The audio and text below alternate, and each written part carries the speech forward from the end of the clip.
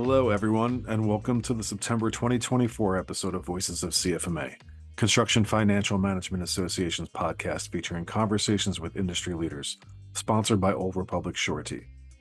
I'm your host, Sal Marino, CFMA's Director of Communications and an Assistant Editor for CFMA Building Profits magazine.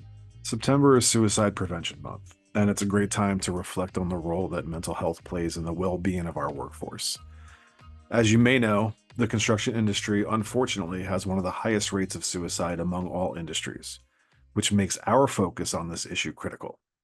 The work being done in suicide prevention and mental health, especially within construction, can absolutely save lives, which is why my guest this month is Sonya Bohmann. Sonya, welcome, and thanks for making the time to chat with me. I'm happy to be here. Really excited. So for those who don't know who you are, can you introduce yourself? Absolutely. My name is Sonya Bohmann, and I am the Executive Director of the Construction Industry Alliance for Suicide Prevention. So everybody loves a good origin story. Can you tell me the Construction Industry Alliance for Suicide Prevention's origin story? Sure. So you probably already know that we kind of grew out of CFMA back in 2015. There was an article that was published in Building Profits magazine. It was written by Dr. Sally Spencer Thomas and the one and only Cal Buyer. And it really talked about the challenges that the construction industry was facing with mental health and suicide. And from there, CFMA formed some committees and started having conversations around the country in many of their chapters about suicide in construction. There's a sordid history that happened in between there of getting us to the point where it was recognized that this is a much bigger topic than one that should be tucked up under another association. And so we formed our own 501c3 in 2018. No, look at you. You're still fairly young. We're a baby organization, honestly. Baby organization that is moving mountains, I like to say. That's awesome. So what are the main goals in addressing suicide prevention in construction? Well, I think the first and most important one is to just start talking about it. The more that we start having this conversation, the more that we start building awareness and intervention, the more that we're going to start changing that number. In a perfect world, our vision is a zero suicide industry. We recognize we have a long, long way to go. But every conversation gets us one step closer. And let's talk a little bit about that number. Like I mentioned earlier, it's high in construction, isn't it? It is high in construction. I think that depending on how you slice the data, it is one or two. So if you add extraction in, it comes number one. If you are looking at it just as construction itself, it's number two. The numbers in terms of, I think I just saw 2022 data come out. So unfortunately, we're always looking at a lag in data because the CDC gets the information, it starts to get disseminated and chopped up and all of the things to be analyzed appropriately, and then different organizations get it. But I was talking to our friends at CPWR, and they just shared recently with me that the number between, I think it's 16 and 64 working age construction members that died by suicide in 2022. I think the number was, I think it's like 5,237.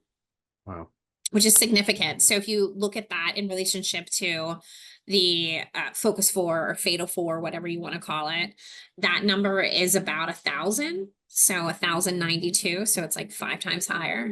Yeah, that's a lot. And when you tell people what you do and tell them about construction, do you get the why? Why is it that high? Yeah, absolutely. It's funny. I was just having this conversation with someone in my family who still doesn't quite understand what I do. And so they always ask, well, why construction? What makes construction so much different? Why are the numbers so high? And there's so many risk factors with construction. I mean, this is a really tough job on your body. Physically, it's a tough job. And then you can kind of couple that with, well, when there is physical pain, there is oftentimes a prescription that gets written to take care of that. So that can at times lead to a co-conjoined issue of substance use or misuse, because sometimes you don't get that prescription and you self-medicate. So you have that piece of it. There's risk factors that involve things like just, not feeling like you are belonging to any group because you're isolated from travel for work, or the fact that there's a tremendous amount of pressure to come in under budget and under time, and that you're sometimes only as good as your last job, or you feel like you're as good as your last job, and how well that went. And we all know that not every project goes perfectly, right? There's things like veterans factors that apply to that, and veterans have their own risk factors. And if you add those on top of construction risk factors, it exacerbates that number.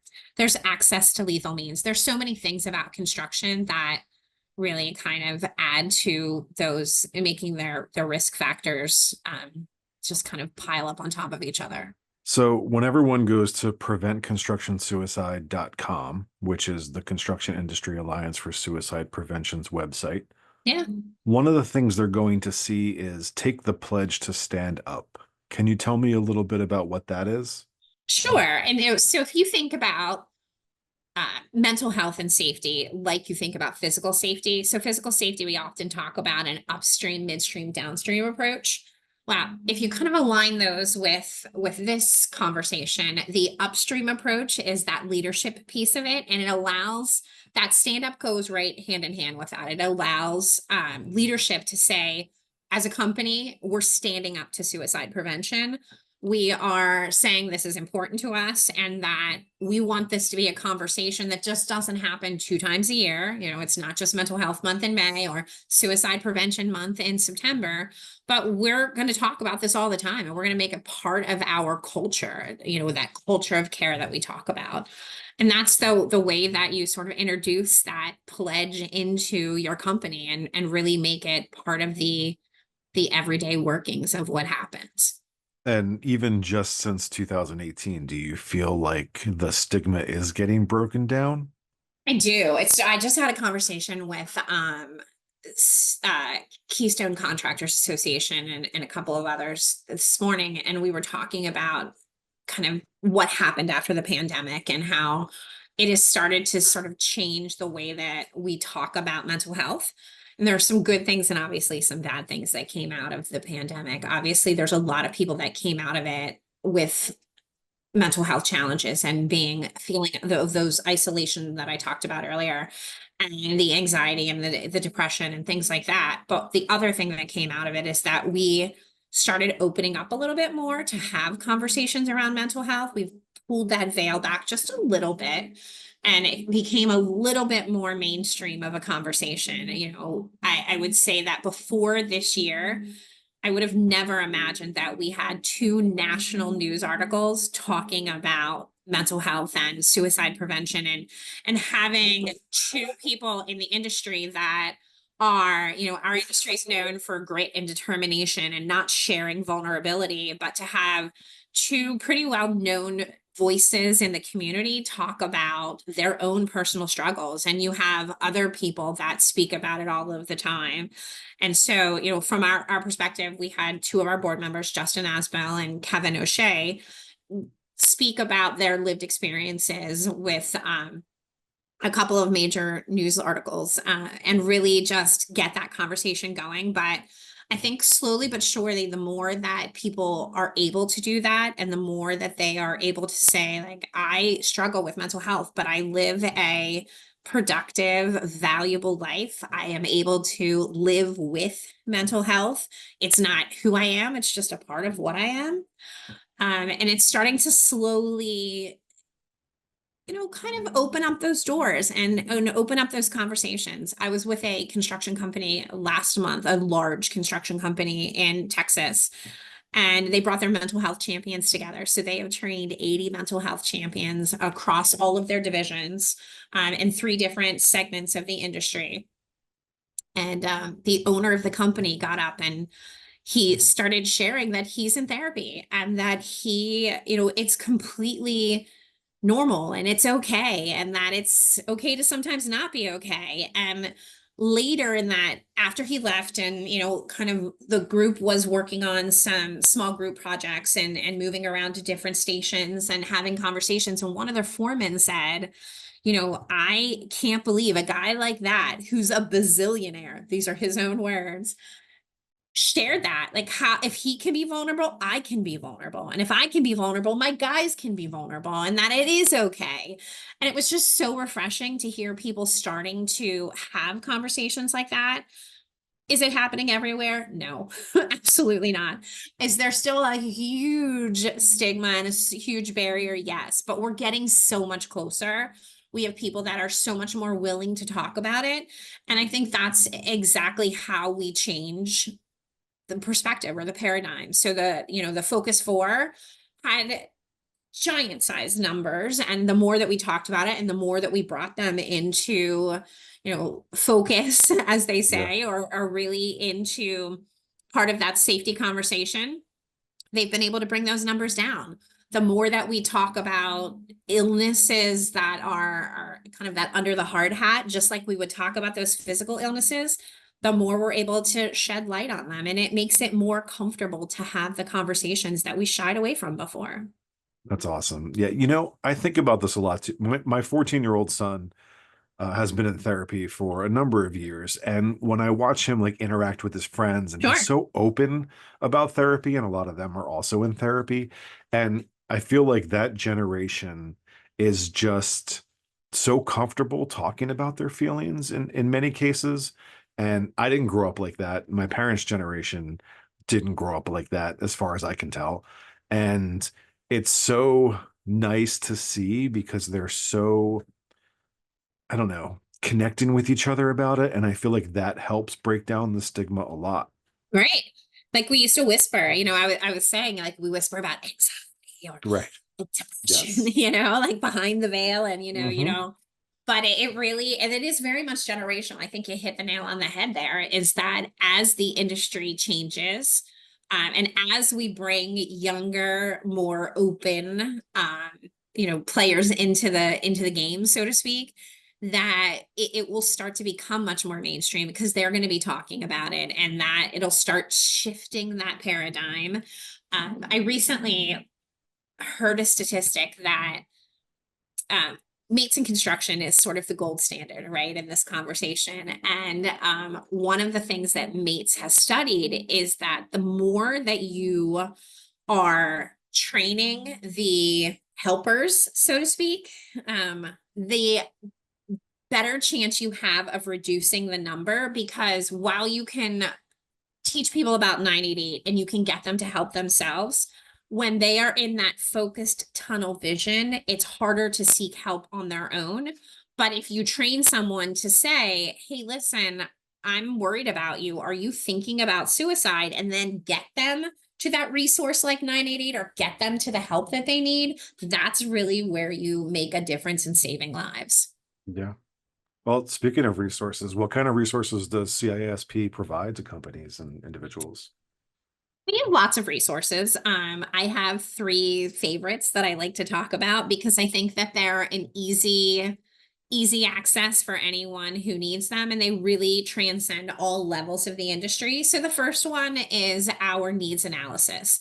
And the needs analysis really allows you to kind of choose your own adventure, and you walk through a form that says, I have this piece of programming for mental health in place, and here's the person who's responsible for it, so you actually have it. And Right. then I have gaps in these places, because if you don't really have someone responsible for it, you don't have that program. Right. So if you have, it allows you to kind of see your gaps, and then it gives you places to kind of go to look for those gaps, to fill them in. And that's really part of what our long-term goals are, is to help you be able to access all of those stepping stones on that pathway to filling in all of those gaps. Um, so that's my first resource that I love, and it is called the Needs Analysis. It's easy on our website to find, and it comes in both English and Spanish. The second resource that I love are our toolbox talks. They are a series of 5 toolbox talks. They go with the word stand, so obviously S is for safety and all the way through. But what's great about them is they're 10 to 15-minute introduction conversation to mental health and suicide prevention on a job site, both in English and Spanish as well.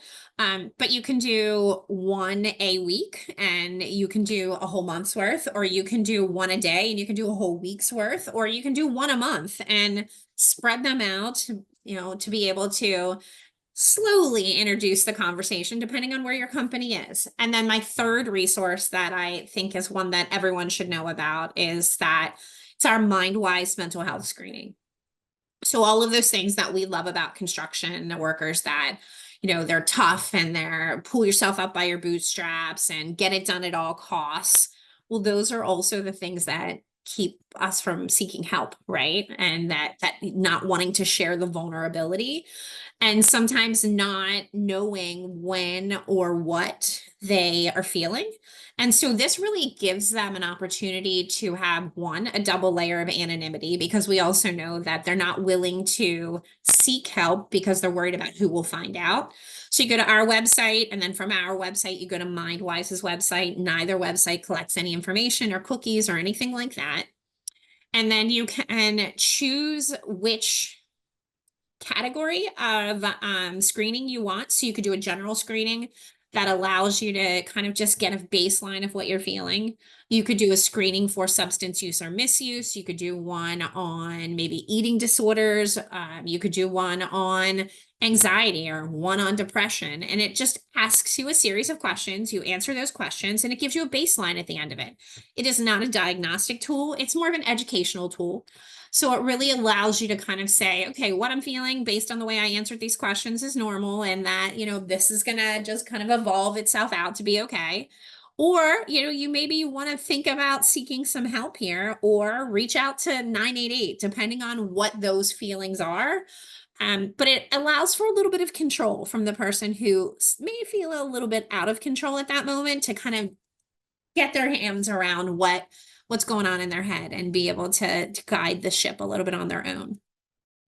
So we've talked a lot about how critical it is to care for others.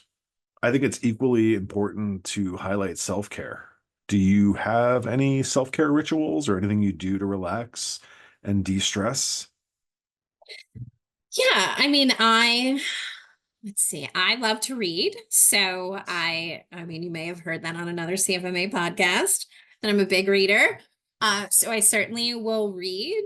I'd love to be outside anytime I can soak up vitamin D. I don't think that we think about how important that really is for ourselves. So a little bit of sunshine goes a long, long way.